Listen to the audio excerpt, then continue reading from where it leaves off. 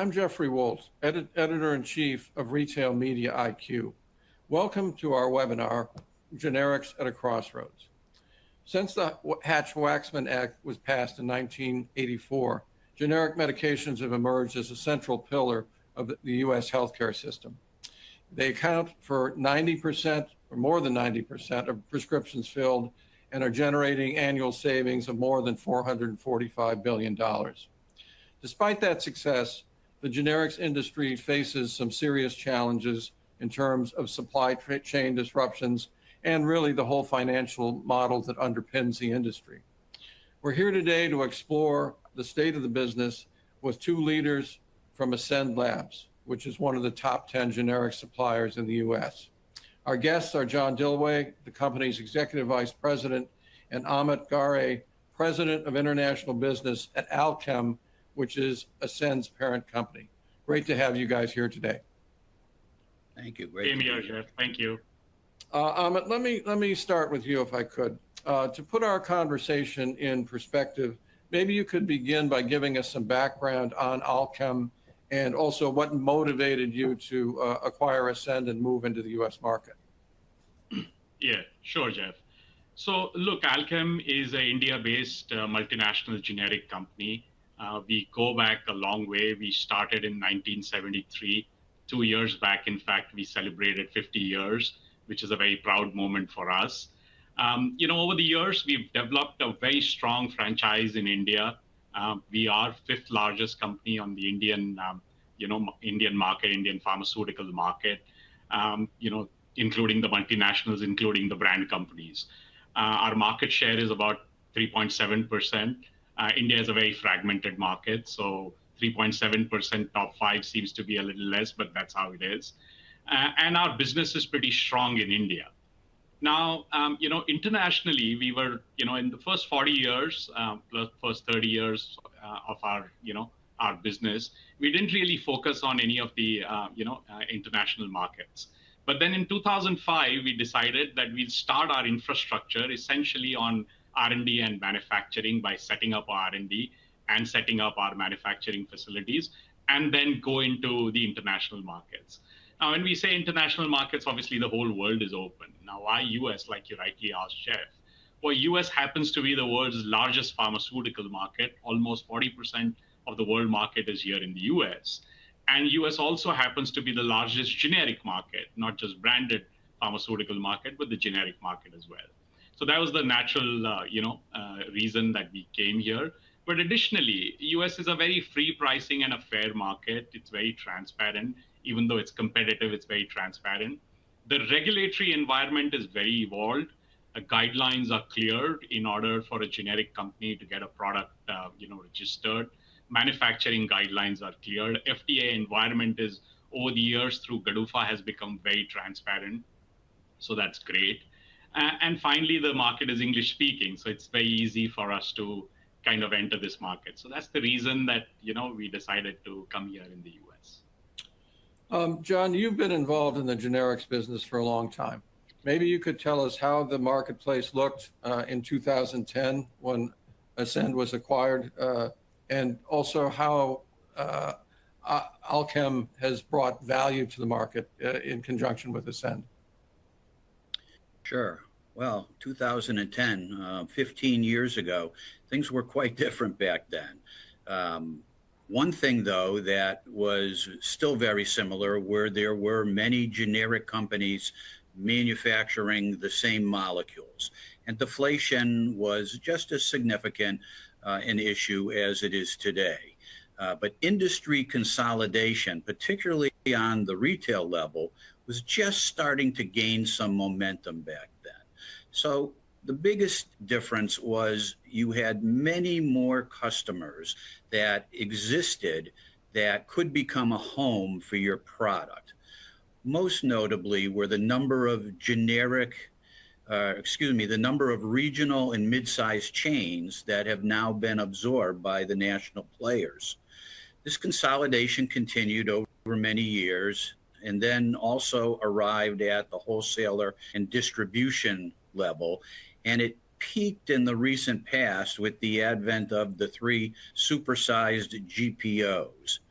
This action has now consolidated over 90% of the industry's total generic buys into 3 buyers. Coupled that with the fact that it's really not unusual for any given generic molecule to have 12 to 15 approvals, sometimes more, and you can see it's not a healthy model for a manufacturer. Ascend kind of works within this model to try to differentiate ourselves by, number one, giving the customers a reliable, high-quality product.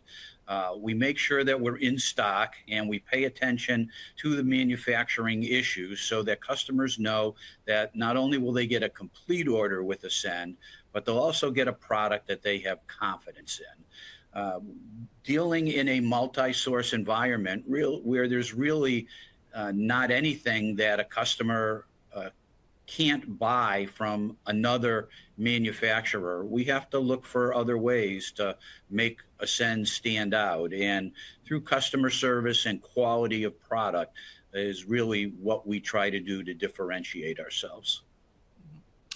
And Amit, maybe you would want to comment too on the change you've seen in the U.S. market since Alchem made the move, and what kind of value Ascend is bringing to the marketplace with your help. Sure, Jeff. I mean, John covered a good number of points there, particularly in relation to formation of these big GPOs, 3 or 4 big GPOs. And that definitely has changed the market. I would say that's the single biggest event that has kind of changed the market. There are 3 large GPOs, like John mentioned, which probably for most of the products have between 80 to 90% market share. And while they may have, multiple positions within themselves, we are essentially talking, let's say, 5 manufacturers or 6 manufacturers at best who could get a meaningful market share, the one which are with these GPOs, and others then, in the remaining 10, 15% market share, they kind of muddle into. So that's probably one of the biggest changes that has happened since we came in way back in 2010. Certainly more manufacturers have entered, which is great, of course, from the industry perspective overall, but of course has made it very competitive. The profile of manufacturers coming in has also changed. Historically, there were only large generic companies, and then the mid-sized generic companies came in. And lately, over the last few years, we have seen companies who used to be traditionally API companies have kind of forward integrated into finished products, and they are the ones which have come in. On the other side, leaving customers and manufacturers aside, on the other side now, compared to what was, let's say, in 2010 and now, 15 years later, certainly less products are going off patent from the branded companies. And that's our meaningful new product addition, isn't it, for us to come in. It's gone down. There used to be more products going off patent. Now it's less. Obviously, the new market that's kind of coming up is kind of less. Added with GPOs that we talked about, a consolidation on customer side, and probably more competitive environment that makes it even more complex. Transparent guidelines, which I talked about from FDA, which is great, of course, but then it also means that, as a manufacturer, all of us see the same guidelines, all of us follow the same regulations. I won't say it's easy to get a product registered, but it's fairly transparent, similar. So none of us really carry, as a manufacturer, we carry any competitive advantage on the product itself. Certainly, those are the things that, have changed over the years, I can recall. Mm-hmm. John, maybe you would want to expand a little bit on opportunities and challenges that you see in the U.S. market today. Sure, Jeff. So I think to properly look at that and analyze that question, we also need to take a look to see what direction our customers are heading, what's going on at the retail level, what's going on at the wholesaler level. While we as manufacturers struggle with fewer numbers of customers as a result of the consolidation that we described, and continued product deflation, we also need to be concerned about why our customer numbers are declining. And those reasons are twofold. First off, many retail pharmacies are getting killed unfairly with product reimbursements. They make an investment and they buy a product to dispense to patients, and they end up with less than what they paid for it. This is a situation that needs to be addressed somehow. The other reason is that most retailers today, if they can somehow survive that first reason, have then joined into some form of GPO or buying program that ties them into a product decision that's made by someone other than themselves. So this declining number of retailers from the first cause that we looked at now becomes part of a group or a program that dramatically reduces the number of customer opportunities for manufacturers. That by far is the biggest challenge that we face today. As I mentioned prior, you've got the three supersized GPOs, three buyers that account for an enormous amount of the total industry buys. Opportunities, I guess those would lie in new approvals, especially new to market generic approvals, where the size of the molecule and the complexity may limit the number of competitors. I like to say that all living things and moving things must have a life source, and companies are really living things. We as humans, for example, need blood. Cars with engines need oil, and generic manufacturers need new approvals.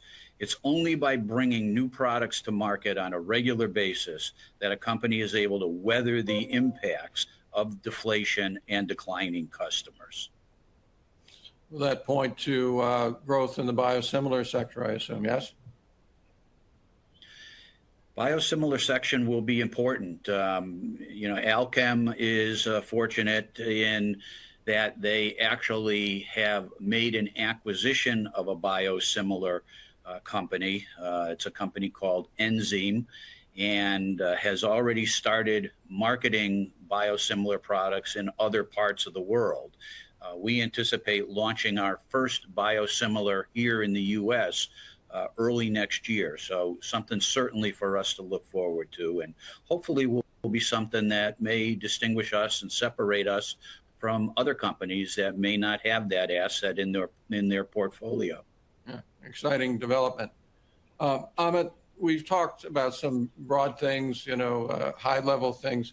Let's bring it down to the product itself. I think people take generics for granted. Maybe you could tell us what goes into bringing a generic drug to market. Oh, that's a very interesting question, Jeff, and an interesting statement you made, absolutely. It's a fairly long process. It's probably not as long as bringing a branded product to market or an innovator product to market, but certainly it's not a short process either. It's a fairly long process. So we obviously start by looking at, patent landscape, or for a generic product already, or a genericized product already, what the competitive landscape is. Then try and see, which is the product that we want to bring in. Obviously, our capabilities also come into picture, whether we have the development capabilities for that particular product, whether we have the manufacturing capabilities, whether the raw materials for those products are readily available, what kind of technologies that product requires, so on and so forth. All those things are, kind of factored before we make a target or a target selection. Now, once a selection is made, we've said, okay, XYZ is the product that we want to develop. Obviously, we are developing a generic product, so there's always a reference product. So we start by looking at the reference product, and if I can say, basically we reverse engineer the reference product in order to see what that product is, break it down, look at its constituents, ingredients, whatever learning that we can get. And what we are trying to develop is a product which is similar, not same, but similar to that. And wherever cases possible, slightly better, still staying within the confinements of being an interchangeable product. So the development cycle is typically, for just making it as a copy, and I'm using, for a lack of a better word copy, would still be between, I would say 12 to 18 months, post which then we'd have to take what we call as the registration batches, generate stability on those, which is a 6-month stability minimum, perform bioequivalent studies, and a host of other in vitro studies. All of that goes into a dossier, which is loosely, or which is called as the ANDA. And that ANDA is made as a submission to FDA. FDA looks at it. There is a process of back and forth where they query, question us, and we obviously provide answers. And at the end of it, that's when they approve the product. Now, for a product which is already genericized, I would say this is still a time period minimum of 3 years, and depending upon the complexity of the product, 4 or 5 years. Now, for a product which is, let's say, patented, the additional challenge, obviously, at the development stage one could have is to see if you are able to bypass the intellectual property which the patent holder or the reference product has, which would allow you some edge or some advantage in terms of either timing the market or something else. The disadvantage is you may get your approval within, let's say, 3 years or 4 years once you started developing, but that patent is then enforced for another 2-year period or sometimes even a longer period. So then in that case, you're waiting for that patent to expire before you are able to commercialize that product. So all in all, I would say, Jeff, that it's not a straightforward process. It's a fairly complex process. Our average timeline to bring a product to market is about 5 years. That covers obviously some products where we've got the approval 3 years down the road, but we are waiting for 4 years, 5 years, whatever the time period for the patent to go away. And then there are products where we develop and get approval and are able to commercialize in 3 years. So 5 to 6 years, I would say on an average for a generic company is the kind of time period that is required. And John, maybe you could comment on the cost of developing a generic. I know it probably varies product to product, but is there a general sense you can give us? Well, it costs a lot.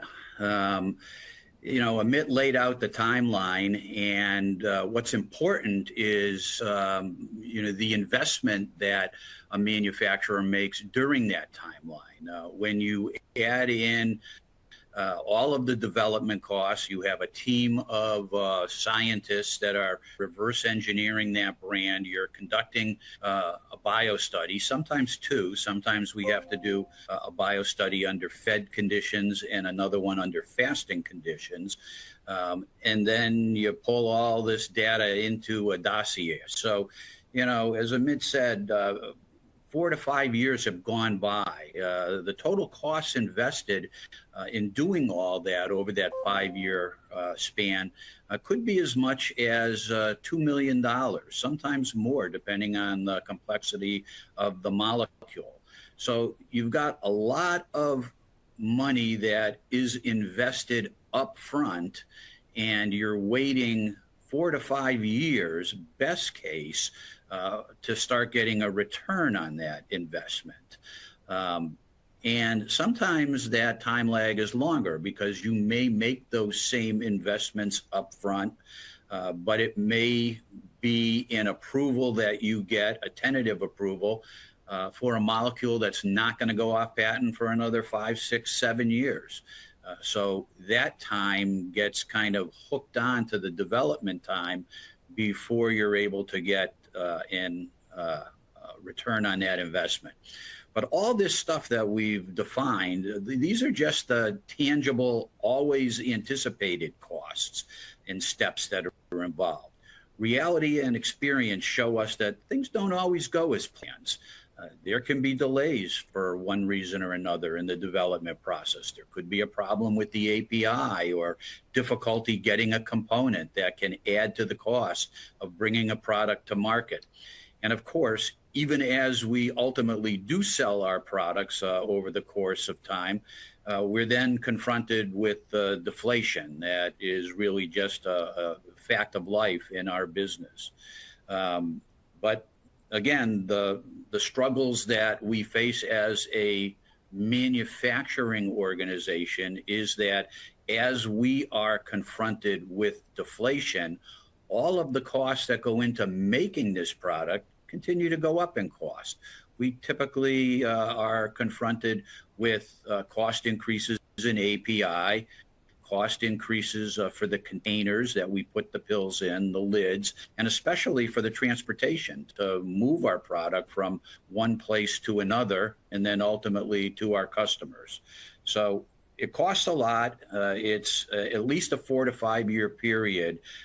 So you need to be a financially sound company to have long-term prospects in this business. And as I think we're going to talk about in a little while, we'll talk about the financial nature more of these things and how Ascend plays well in that area. So we can look forward to that. Absolutely. We will get to that, I promise. Let me ask you a related question, though. We're seeing more and more generics that win FDA approval that never make it to market. What light can you shed on that phenomenon? Yeah, so it's an interesting phenomenon, and I think that the statistics are showing us that now upwards of maybe 30% of approvals are not getting launched into the market by the manufacturer. So it kind of ties into all this stuff that we've been talking about here. A company makes this big investment, and at some point they get an approval. Maybe this approval comes a little later than they expected, or they encounter development circumstances that may have been a little costlier than expected. Either way, a company ends up with an asset that may not be able to compete with an established market price, or their approval may be late, and now they're in a position of they have to take business away from another manufacturer, as opposed to just gaining some market share through a new-to-market approval. So more and more companies are finding themselves in this situation at several points during their growth. And the response, more often than not, is just to put the approval on the shelf and not launch it. It's become economically unviable to do so. So unfortunately, the decision made is a lot of times impacted by the timing of your approval. And as customers or manufacturers get those approvals, if other companies are already out in the marketplace, they may just see that the prices that have deflated are not allowing them to make a reasonable return on this investment. So they just put that on the shelf until possibly a later time.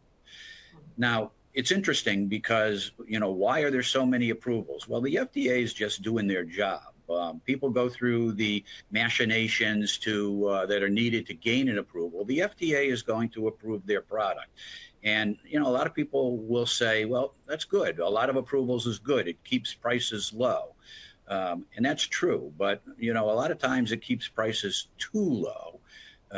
Just as poor reimbursements on the retailer side that we looked at may drive retailers out of business, low opportunity for return on a manufacturer's investment are keeping some of these approvals from hitting the market. And the downside of all that is this can lead to market shortages. Manufacturers look to see that there's limited financial opportunity, so they may not enter the market, or they may be in the market and they may exit the market. So now you have fewer companies that are manufacturing that same product. And if enough of these companies make that same decision, it can lead to not enough product being brought to the market to fill the needs. And we've seen this happen over the last several years. And again, this is longer term an issue that needs to be looked at more closely. And Amit, you bring a global perspective, obviously, to this market.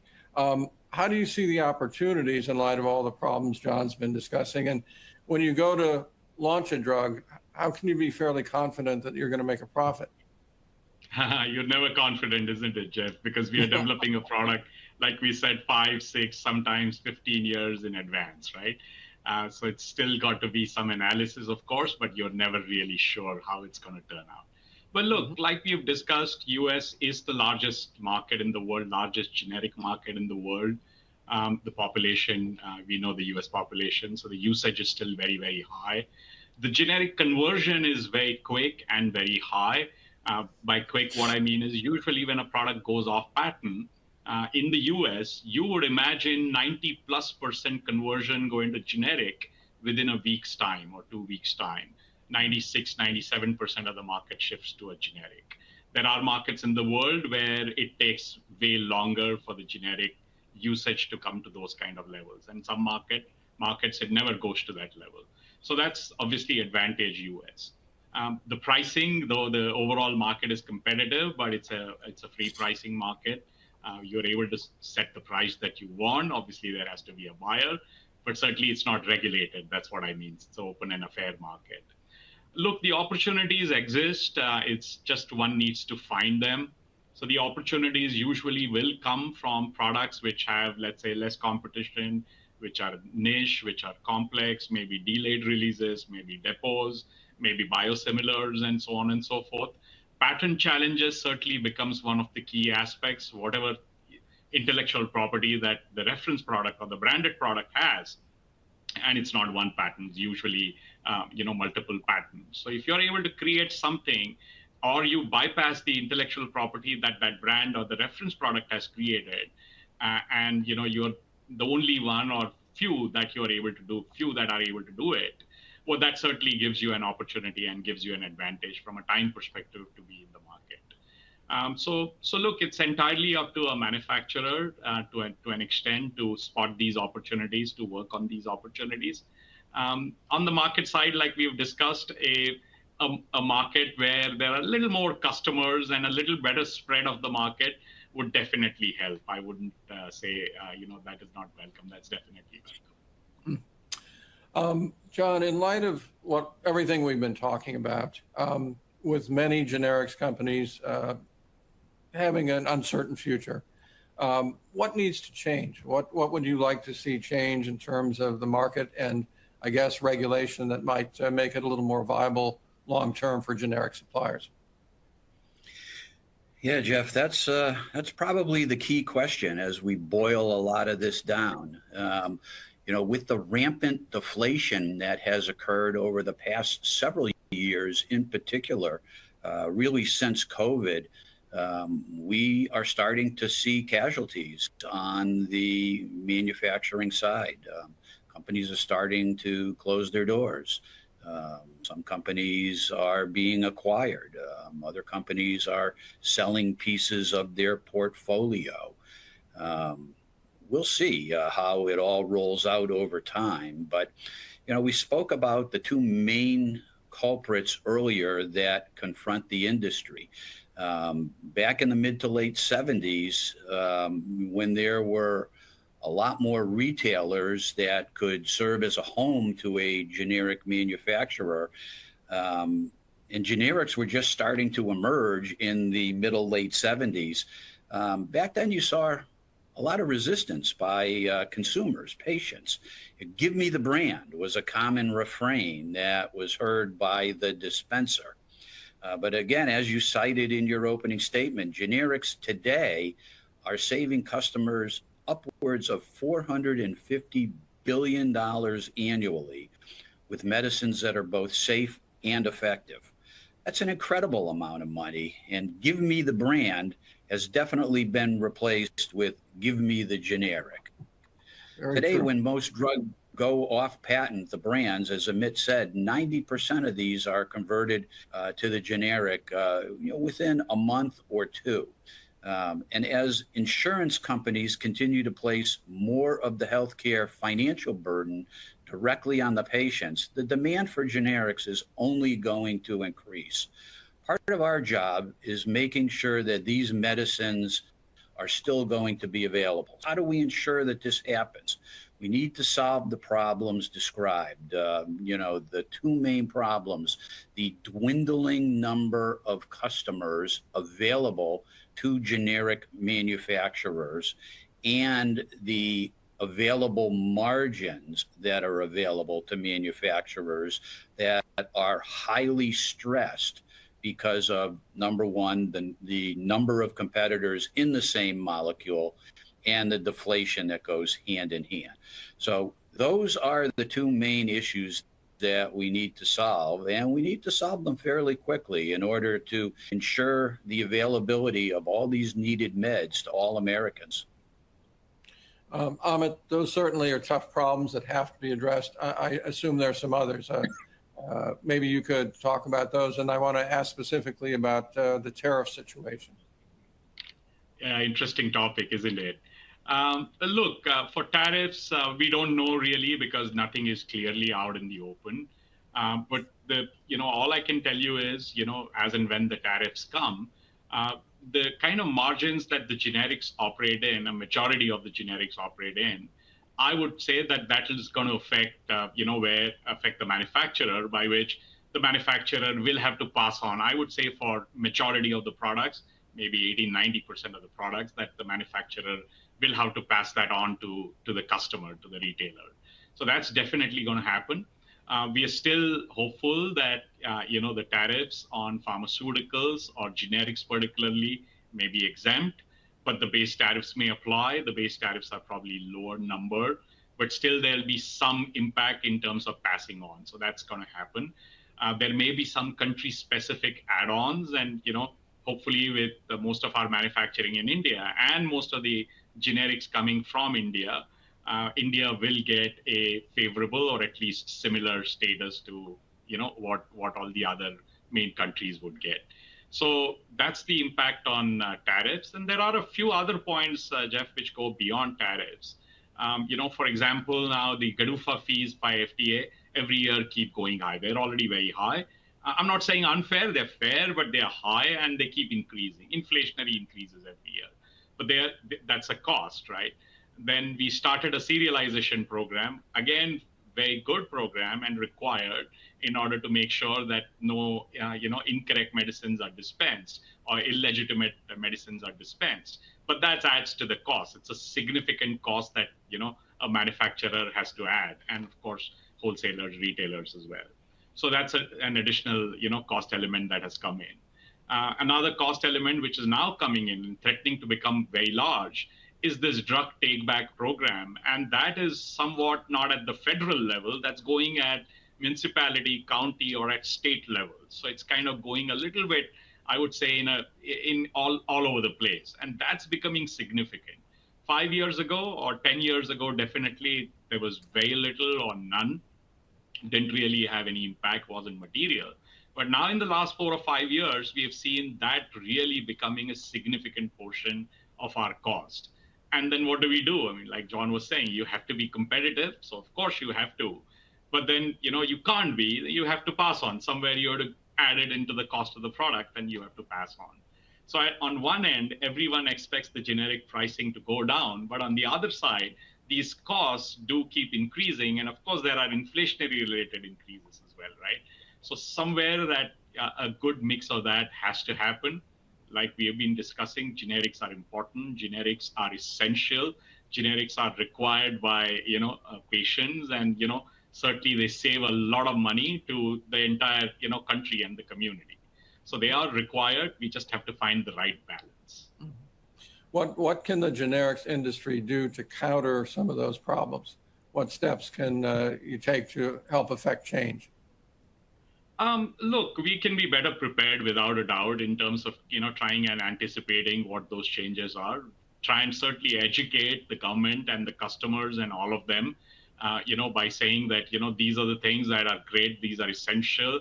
But let's also say, let's do a trade-off between, what is essential and required certainly has to be done. But what is great to have, good to have, and, must have, let's do those kind of distinctions and maybe take step by step so that it doesn't have a full impact. Like John was saying, the reimbursement price, which is beyond our purview, we don't really get into the reimbursement price between insurance and retail. But if that is fair for brand and generics, I think the retailers can also coexist and everyone can coexist very well in this market. Like we said, we know generics are important, generics are essential, we can't do without generics. We just have to find the right spot so that all of us, manufacturers, retailers, wholesalers, insurance companies, all of us can coexist. Ultimately, all this for you and me, Jeff, isn't it, for patients? John, maybe you can comment on your level of optimism in terms of making some of the changes that you two both have been talking about. Yeah, I would say, I would like to be more optimistic than I am at this particular point in time. If you just look at the market from 1,000 feet, the FDA continues to approve too many companies on the same molecule. As I said, it's not their fault. They're only doing what they're tasked to do. If a company does all the required work and its submissions are all in order, the FDA will approve them without really regard to how many approvals already exists on a molecule. And this large number of suppliers is then unleashed into a marketplace consisting of far too many customers, or at least far too many buyers, to support this number of approvals. Over 90% of the industry's capacity, as we said, is tied up in 3 large buyers. If you take the industry's top 5 buyers, you're talking about almost 96% of all buys consolidated into 5 buyers. Let's say that the top 3 customers, GPOs, are big enough to support 2 formularies each on average. So that's 6 positions available. And the next 2 positions for the next 2 largest. So you have 8 spots open. As a manufacturer, you need to get one of those 8 spots. But as we pointed out, it's common to have 12 to 15 and sometimes more companies competing for these 8 spots. So you're always going to have 6, 7 companies who miss out on getting one of these spots. And here is where the self-destructive behavior of our industry kicks in. Typically, these companies react by reducing the price. And the irony is they still don't get a position because the incumbent is just going to match it. So this cycle of deflation is kick-started and the race to the bottom has begun. These behaviors are really depriving us as manufacturers of the needed income and margins to reinvest into new products. And we're already starting to see casualties, as I mentioned before. Companies not launching products, companies closing doors, companies selling parts of their portfolios. And unfortunately, I don't see this behavior changing, at least in the near term. So I think we're going to continue to see companies either exit the market entirely or be acquired by stronger companies. This type of market change and consolidation is probably going to take years, maybe even decades, before we see a better manufacturing environment. A faster solution would be some type of government action to better govern and promote the sustainability and quality of manufacturers. There's a lot at stake here. Generics have proven to be the golden goose for both patients and payers, of which the government is one of the biggest. So far, efforts to let the industry work things out for ourselves have not gone too well. We can only hope that the cure does not come so late to save the golden goose. So we'll see. You know, as you describe the dynamics within the industry, it reminds me of the way pharmacies have responded to pressure from the PBMs. Be that as it may, let me spend the last few minutes of our time talking about Ascend a little more specifically. John, you know the company has achieved a high level of success in the marketplace. What are some of the things that have enabled you to perform that well? Yeah, so, you know, we do a lot of little things that are customer focused. We know that there's very little to nothing that we sell that a customer can't buy from someone else. So we need to distinguish ourselves from others by how we interact with and how we treat our customers. I mentioned before, we make a quality product. We do not make cheap, crumbly tablets or have sloppily imprinted capsules. We dot our I's and we cross our T's.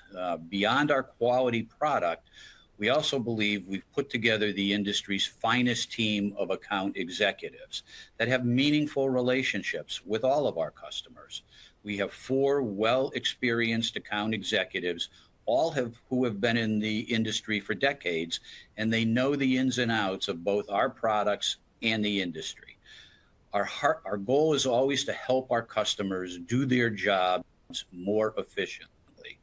Our account executives act as a single point of contact, which is not rocket science, but, surprisingly, everybody doesn't ascribe to the same operational model. We know our customers are very busy and we don't want them to call a number, get put on hold, get transferred, or God forbid, disconnected. Whatever their issue is, they call their account executive, and that person will ferry that issue through our company to a resolution and then report back to the customer. We also have supportive programs in place to help customers stay current on important topics that can affect what they do in their day-to-day job. We have a proprietary educational program called Ascend Academy that puts on educational sessions on a variety of important topics that are meaningful to customers. Some of these topics include APIs, impurities, KSMs, and risk management. 5 years ago, 6 years ago, we never had customers asking us about APIs, about impurities. And now on every customer call, these are topics that get brought up. So it's clear that customers are seeking as much information and knowledge on these issues as they can get. And offering them an educational session put on by an expert on these topics has proven to be well received and very helpful. We can put these sessions on in person at a customer's facility, or we can do them virtually. We can accommodate really any number of attendees from the customer side. And speaking of risk management, we also have a policy that we always have at least 2 API sources that we actually buy from on every molecule that we have commercial. A lot of companies will qualify a second API source, but very few actually buy from that second source. It costs us a little bit more money to do that, but it puts us in a much better position should one of the two have a hiccup in being able to get more API from someone we're already doing business with. We also have a commitment to extend our product dating out as far as possible. Typically, FDA will approve products with 24 months of dating. And to gain any more than 24 months, you have to do real-time stability, meaning that product, if you want 3 years, it has to be 3 years in the stability chamber. And then you have to test that product to see that it's still maintaining its viability. So this program is both a commitment to time and the dating extension. So today, we've gotten almost 40% of our line with 3-year dating, which is great for both us and the customers. It allows us to carry more finished product here in the U.S. without the fear of it going short-dated, and it allows our customers more time to sell through that product, reducing outdates and returns. These educational and risk management activities that Ascend offers are extremely meaningful to customers and added to our, what we believe is the industry best account executive team, allows us to stand out in a multiplayer environment. Recently, Ascend was honored to be selected by HDA and its members for its Diana Award. And if you look behind Amit's desk, maybe you can see it sitting back there. Just 2 or 3 weeks back, Ascend was honored to receive the Diana Award for the best large category generic manufacturer. So we believe this shows that our efforts are being well received by our customers. Well, congratulations on that. Amit, let me switch subjects a little bit. John was talking about API. How does Alchem's global reach and infrastructure help in that department and others as Ascend builds its business? Oh, that's a very good point, Jeff. Absolutely. Let me start with the infrastructure first. Now, we are not a virtual company. I mean, Ascend and Alchem is our parent. We have our own R&D, we have our own manufacturing capabilities, our own distribution capabilities, so on and so forth. And those are very important things. I mean, for example, our R&D is a state-of-the-art R&D with more than 500 scientists working essentially for our international business, essentially for our US business, which is largest of our international business, by the way. So, that's solid work that they do, on formulation development, analytics. John was talking about impurities and, things like that, which are evolving, and every day world is evolving. FDA guidelines are evolving. So, lots of instruments are required to test, analyze these products that we manufacture. And that's the FDA expectation. We have all those capabilities in-house. The scientists work on developing those methods, validate those methods, and then obviously we test the product. Intellectual property we were talking about a little while ago. How do I create intellectual property? How do I bypass intellectual property created by the brands? Again, the team at R&D does that work. Regulatory affairs, in order to develop an ANDA, to correspond with FDA, understand what their requirements are, kind of liaise with them, negotiate with them as well. That's the work that the regulatory affairs department does. So all of this put together, that's a solid work that Alchem has. And then our manufacturing capabilities. We have 6 large manufacturing campuses, one here in the US, the other 5 in India, well spread on finished product and on the APIs, raw materials. More than 80% of our products that we bring here to the US, we develop ourselves on the R&D. More than 80%, we manufacture ourselves. Not to say that we would not license a product in. We work very well with partners where we think we can't bring it in because we don't have the capability, either on the development or on the manufacturing side. We definitely try and take advantage by licensing and bringing it here to the market.